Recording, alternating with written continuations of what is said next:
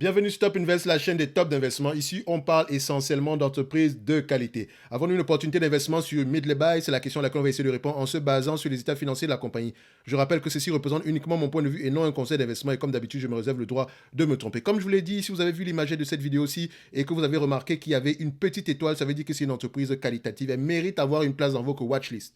D'accord? Donc, Midley ici, qu'est-ce qu'on fait? Simple, je vais aller sur Zone Bourse, un site que je commence à aimer de plus en plus, justement, enfin, pas juste, mais également par rapport à la description ici rapide de la compagnie, parce que voilà, parfois traduit de l'anglais au français, etc. Voilà, parfois il y a des erreurs ici, mais je pense que ce site a généralement de bonnes, enfin, hormis il y a d'autres éléments également, d'accord, mais moi j'aime bien le profil de la compagnie, si ça me permet de comprendre rapidement. Quoi qu'à la fin de la journée, je vais toujours aller regarder ce que fait la compagnie directement sur le site même, essayer de voir les produits et voir à peu près si le produit me parle. Donc ici par exemple, donc, nous avons la Midley Corporation est une entreprise de services alimentaires. Elle développe et fabrique une gamme de solutions.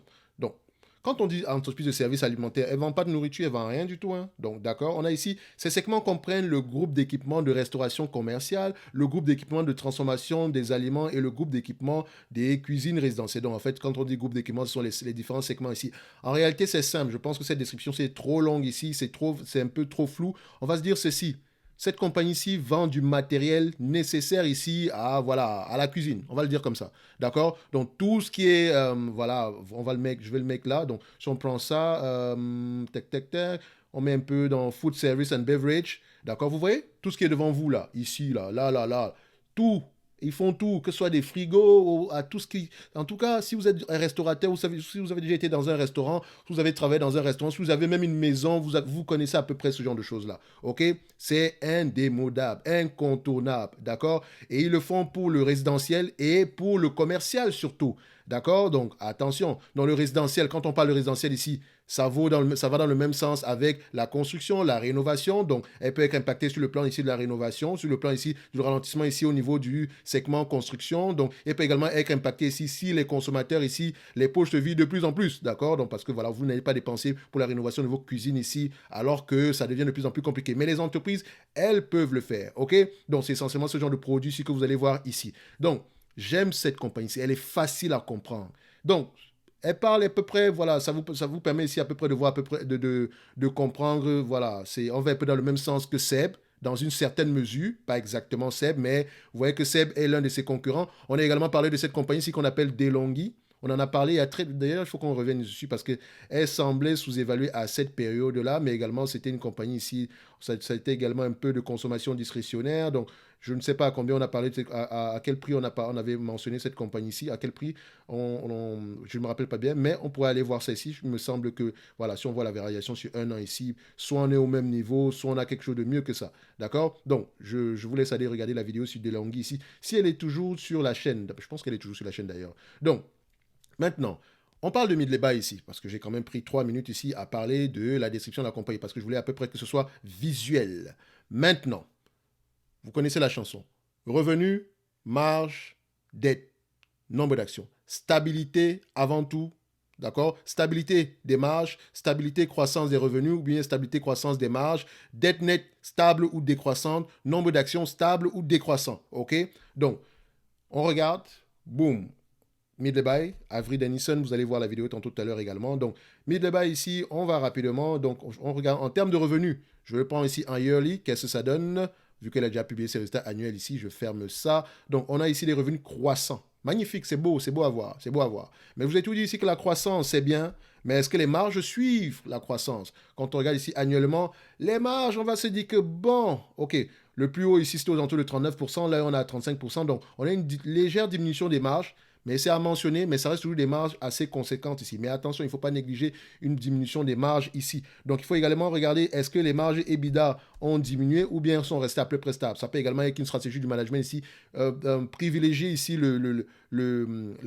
enfin, la croissance des revenus tout en sacrifiant les marges, mais de manière temporaire. Mais quand vous remarquez bien ici, les marges EBITDA sont restées à peu près stables sur la même période. Donc, oui, il y a diminution de la marge brute, mais ça veut dire que l'entreprise est de plus en plus efficiente derrière pour pouvoir maintenir les marges de 20%, les marges EBITDA. Et les marges EBITDA ne représentent pas la véritable rentabilité de la compagnie. Attention, voilà, c'est à peu près comme un bénéfice opérationnel ici, mais attention, ça ne prend pas en considération. Ça prend en considération la dépréciation, amortissement. Donc, cet élément-là doit être ajusté également en conséquence. Bref, ici, on check le net income et le free cash flow, on regarde si on parle le même langage. Au moins, free cash flow doit au moins être égal à net income. OK? Parce que généralement, il peut être plus élevé que ça, mais il doit au moins être égal à net income. Donc, comme vous avez une légère différence ici, il faut également aller voir ça. Donc, les deux ici vont dans le même sens. Ne faites pas attention à tous ces zigzags-là. Ce que je veux voir ici, c'est s'il y a une corrélation ici. On va dans le même sens. OK? J'aime ce que je vois ici. Donc, on peut se dire ici que les marges nettes ici représentent la véritable rentabilité de cette compagnie. Maintenant, en termes de dette nette, est-ce que la dette nette sur EBITDA, la dette nette est stable ou décroissante? C'est une dette croissante ici. Je n'aime pas ça. Et déjà, en termes d'acquisition, je vous ai mentionné ici qu'il faut toujours aller regarder en termes de revenus ici. Est-ce que c'est une croissance par acquisition de manière organique? C'est une croissance ici. C'est un mix des deux. OK? Donc, faites attention à ça. Parfois, quand on achète pour la croissance ici, parfois, on achète des entités ici qui n'ont pas les mêmes marges que les nôtres. Donc, le temps de les stabiliser ici, ça peut avoir un impact sur les marges. OK? Mais vous pouvez voir ici que l'entreprise, malgré le fait qu'elle est habituée à faire des acquisitions chaque année, il y a des acquisitions ici, elle arrive à maintenir ses marges stables. Si vous voyez une entreprise qui fait beaucoup d'acquisitions alors que les marges ne font que diminuer, dites-vous ici qu'on est en train de surpayer pour la croissance uniquement, privilégier uniquement la croissance des revenus. Et vous allez voir ici, on me posait généralement la question de savoir comment est-ce que je peux identifier un management qualitatif. Les éléments, il y a des éléments quantitatifs, il y a des éléments ici qui sont qualitatifs dans le sens, c'est plus subjectif les éléments qualitatifs. Mais les éléments quantitatifs, vous allez peut-être regarder ici le Return on Invested Capital ici dans le ROIC. Attention, le ROIC comme Greenblatt le conçoit, donc c'est-à-dire que besoin en fond de on va dire ici actif circulant moins passif circulant, enfin on va dire ici propriété, non, donc property equipment, donc on va dire ici voilà, en fait c'est le terme en anglais que j'ai uniquement dans la tête en fait. Donc on va dire ici équipement, d'accord, équipement, donc actif tangible, enfin quand je n'ai pas envie de dire actif tangible, mais on va dire ici que dans le bilan, au niveau des actifs, vous prenez équipement, d'accord, plus, je dis bien, plus, le calcul current asset, donc actif circulant, moins passif circulant. OK? Faites attention. Actif circulant, moins passif circulant. Si vous trouvez quelque chose ici, voilà, il faut jamais aller vérifier ça ici. Mais on va en parler un jour. Mais j'aime bien le ROIC à ce niveau, la variation du ROIC plutôt à ce niveau-là. OK? J'aime bien quand j'ai ce genre d'informations-là sur le ROIC. Donc, on va aller regarder ça ici. C'est plus ou moins de toutes les façons, ce n'est pas une vidéo pour parler de ça ici. On va en parler tantôt, ok? Pour ceux qui veulent aller plus loin, je ne sais pas si vous connaissez ici Greenblatt avec ce qu'on appelle le Magic Formula. C'est comme ça que son nom s'écrit. Donc, vous pouvez voir ici Greenblatt, Magic Formula ici, etc. Bref, je vous laisse aller lire ça. Voilà, certains le connaissent, certains ne connaissent pas, mais faites attention, la formule n'est pas si magique que ça. Faites très, très attention. Mais on va en parler un jour. En tout cas, on continue ici. On voit ici quand elle fait des acquisitions, la dette nette augmente. La dette nette augmente, mais est-ce que le ratio dette nette sur EBITDA reste en dessous de 5? Qu'est-ce qu'on a? On a 3 ici, c'est bien. Maintenant, au niveau des net income, on a des net income aux alentours de combien? On a des net income aux alentours de 438 millions ici, d'accord? Donc 438 millions ici. On a une dette nette aux alentours de combien? On a une dette nette ici aux alentours de 2 milliards 666. Donc si on fait le ratio ici, techniquement, on peut repayer la dette ici en 6-7 ans par là, ok? En moins de 10 ans en tout cas, avec uniquement les bénéfices nets égales ici à free cash flow. Donc on peut repayer la dette ici en moins de 10 ans avec les free cash flow. Et vous savez que c'est ce que je vous ai toujours demandé d'aller vérifier. Mais attention, faites très très attention, vérifiez toujours ici parce que dans les compagnies, il faut faire attention avec les compagnies les rates par exemple, donc les compagnies immobilières, ok? Parce que là c'est un peu différent. D'accord? Donc, ça vaut pour toutes les autres entités, sauf les compagnies immobilières, les banques et les assurances. On va le dire comme ça. Maintenant, parce que ça, c'est un autre animal. D'accord? On va en parler tantôt un jour. Maintenant, on continue ici. Une fois qu'on a la dette nette, etc. J'avais oublié, c'est une demande spéciale d'un abonné Top Premium. Mais voilà, c'est une entreprise que je connaissais déjà également. Donc, je rappelle que le lien vers le service Top Premium est dans la description de la vidéo. Donc, le nombre d'actions présentement, est-ce que c'est une entreprise qui rachète ses actions? On va vous dire ici que sur les dernières années, on est plutôt stable. D'accord? C'est vrai qu'il y a une légère diminution ici, mais voilà, pas grand-chose. Mais on a plutôt une stabilité. J'aime déjà ça. La dette nette ici, on était aux alentours de 2 milliards 666. Donc, je vais regarder ici aux alentours ici je vais regarder sur le site Zone Bourse. Est-ce que Zone Bourse mentionne quelle est la dette nette que Zone Bourse me mentionne ici? Je pense qu'on est bon, je n'ai pas l'information de 2022, donc on va faire attention ici. On va prendre plutôt celle qui est présentement mentionnée à ce niveau. D'accord? Donc, on va prendre dette nette. Je pense qu'on était à 2 milliards 660 millions ici. Donc, je fais simple. 2 milliards 660 millions divisé par combien? Par 54,39. Ça nous donne ici une dette nette aux alentours de combien? Dette nette par action de 48,90 $. OK? Donc, maintenant, une fois que j'ai cette information, je cherche mon price, mon PER, qui représente un rendement. Donc, on a fait plusieurs vidéos sur le sujet ici. Donc, quand on a un PER, comme en date d'aujourd'hui, sur les 12 derniers mois, de 17,17, 17,7, ça veut dire ici que vous prenez 100 divisé par 17,7, ça vous allez trouver quelque chose aux alentours de 5 points quelque chose de rendement, si je ne me trompe pas. OK? Donc, ici, enfin, c'est ce que les investisseurs demandent en date d'aujourd'hui. Mais quelle est la moyenne? La moyenne ici, dans cette entreprise-ci, on est à peu près à 22 fois les bénéfices sur les 20 dernières années. Sur les 10 dernières années, on est à 25 fois les bénéfices. Sur les 5 dernières années, on est à peu près à 20 fois les bénéfices. Donc, je pourrais prendre 20, 22, 25. D'accord? 20, 22, 25. Je vais prendre 20. D'accord? Je suis gentil. Je peux m'aller jusqu'à 25, mais je vais prendre 20 ici. OK? Donc, 5% de rendement. 20 fois les bénéfices. OK. Donc, je prends 20 fois les bénéfices. J'ai ma dette nette par action. D'accord? Maintenant, il me manque, je vais juste prendre ici, fast graft, rapidement. On va être très entreprenant dès aujourd'hui. Donc, tout en vérifiant, est-ce que les analystes ont tendance à avoir raison sur leur estimation ici des bénéfices nets futurs? Oui. Jaune, vert, plus élevé que le rouge. Parfait.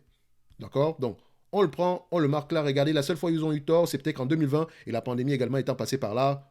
Ça peut être compréhensible. Elle ne paye pas de dividendes. Et c'est un bel exemple ici. C'est une entreprise qui peut clairement payer un dividende en date d'aujourd'hui. Donc, le fait qu'on ne verse pas un dividende ici, c'est une politique, c'est la volonté du management ici. C'est une politique d'allocation du capital assumée. Qu'est-ce qu'on fait avec le cash? On rachète d'autres entités, ce qui permet de booster vos bénéfices nets, surtout si on fait de bonnes acquisitions. Et on a le passé ici d'acquisition ici qui montre qu'on s'y connaît un tout petit peu. Ça permet ici de booster, d'accord, le revenu. Le revenu lui-même, si on maintient les marges, booste les bénéfices nets. OK? Donc ici, vous pouvez vous dire que si cette compagnie décide de verser un dividende en date d'aujourd'hui, vous aurez 6,32% de rendement. C'est ça qu'il faut voir. D'accord? C'est ça qu'il faut voir. Et c'est vrai qu'une entreprise ne révèle jamais la totalité de ce qu'elle gagne en dividende, mais elle peut vous reverser une partie en dividende, l'autre partie en rachat d'actions. Donc parfois, elle peut vous reverser la totalité de ses free cash flow en rachat d'actions ou en dividende. Enfin, un mix rachat d'actions et dividende, dépendamment des périodes. OK?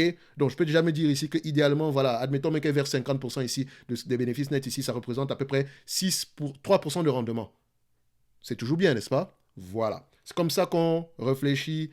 Donc, sur une compagnie qui ne verse pas de dividendes ou bien sur une compagnie qui en verse. Elle a déjà versé des dividendes par le passé ici, sauf qu'elle a arrêté ici parce qu'il valait mieux garder son cash ici pour faire d'autres acquisitions. Ce n'est pas comme si elle avait besoin. Enfin, techniquement, c'est mieux de le faire que de s'endetter. Donc, on continue. Je vais être très entreprenant une fois, parce que j'ai dit, le management ici, les analystes ici pensent que l'entreprise peut avoir 12,39 $ par action. Ils ont tendance à avoir raison sur leurs prévisions. Donc l'entreprise a à peu près c'est facile de faire des prévisions ici. Donc c'est un business ici, voilà, qui a des revenus assez récurrents, assez stables. Donc 12,39 multiplié par 20 fois les bénéfices, d'accord, moins la dette nette actuelle qui est à peu près de combien? 48,90 moins 48,9, on arrive à combien? 198 $ l'action, donc à peu près 200 $ l'action. Si on fait juste ça ici, je mets X20 ici, 200, on va mettre 200 $ l'action. Actuellement, l'entreprise cote à combien? Elle cote à 146 $ l'action. Admettons qu'elle nous reverse la totalité des bénéfices nets attendus en 2023, donc 9,64 $. Simple, je fais 9,64 multiplié par 20 fois les bénéfices, moins la dette nette qui représente combien? 48,9. On arrive à combien? À 143,3, enfin 143,9. Donc on va dire ici 144 $ l'action. On est à 146 $ l'action ici aujourd'hui. Donc l'entreprise cote à un prix qui n'inclut pas la croissance. Et je vous ai déjà dit ici qu'une entreprise qualitative ou une entreprise de croissance ici a acheté là à un prix qui n'implique pas la croissance. Et encore, j'ai enlevé la dette. Parce que si cette compagnie, si vous reverse la totalité des bénéfices nets en date d'aujourd'hui en dividende par rapport au prix actuel, sans prendre en considération la dette, vous aurez un rendement de 6,60% en date d'aujourd'hui. Enfin, quand je dis la totalité des bénéfices nets attendus en 2023, parce que ici, le ratio, celui-ci prend en considération les 12 derniers mois, donc il est déjà sur cette période-ci. D'accord? Faites attention, c'est pour ça que vous n'allez pas voir, les deux ne vont pas se ressembler, mais on reste à peu près dans ce même sens-là. OK? Maintenant, si elle vous reverse la totalité des bénéfices nets attendus en 2025, sans prendre en considération la dette par rapport au prix que vous allez payer en date d'aujourd'hui, votre dividende potentiel espéré est de 8,48%. Et je vous ai montré ici que vous le comparez à quoi aujourd'hui? Vous allez remarquer que le S&P 500 en moyenne, c'est 6,70% ici, alors qu'aujourd'hui, on vous propose, et on vous propose cette compagnie ici avec une croissance bien plus élevée que la moyenne du S&P 500. Ici, on a une croissance de l'orgue ici de 10 à 15% par là, et on vous propose cette compagnie ici en date d'aujourd'hui sans prendre en considération une éventuelle croissance. En prenant en considération une éventuelle croissance jusqu'en 2025 uniquement, et cette croissance-là pourrait être bien plus élevée dans le futur. Aujourd'hui, on vous demande de payer combien? Aujourd'hui, c'est 146 dollars avec un potentiel à 8,5%. Qu'est-ce que vous voulez d'autre? Vous voulez quoi? Business facile à comprendre. Je dis bien facile à comprendre. Ça ne veut pas dire qu'elle ne va pas souffrir en période difficile. Mais vous remarquez ici qu'on a presque une ligne droite. On adore ça. C'est le genre d'entreprise qu'on veut avoir en portefeuille. D'accord? Cette compagnie-ci est sous-évaluée. Alors ça, c'est sûr. Cette compagnie-ci est sous-évaluée. Mais attention, ça, c'est le plan quantitatif maintenant. Allez lire les rapports financiers. Et encore, elle n'est que localisée aux États-Unis. Et présentement, elle est en train d'investir massivement pour commencer à prendre des parts de marché en Europe et en Asie. Et si vous pensez qu'il y a de la restauration en Europe, en Asie, les amis, je pense qu'on a un animal ici. On a un très beau bébé présentement. D'accord? À vous de voir, à vous d'aller creuser. Je vous ai donné assez envie comme ça. J'espère que j'ai suscité l'intérêt à vous. Et c'est le but de ces vidéos aussi. Susciter l'intérêt, le questionnement. C'est une très belle entreprise. D'accord? C'est une très, je dis bien, c'est une très très belle entreprise. OK? Donc, n'oubliez pas, dans le lien de cette vidéo, dans la description de cette vidéo aussi, vous avez le lien vers le service Top Premium qui est toujours ouvert pour le nombre de places restantes en date d'aujourd'hui où vous pouvez bénéficier ici de tout ce qui va être écrit sur la page en question. OK? On va juste se limiter là, on ne va pas en dire plus. On en a fait toute la semaine passée et toute la semaine d'avant. D'accord? Ça devient comme un panneau publicitaire maintenant. Donc, Midleby, à vous d'aller creuser. Merci.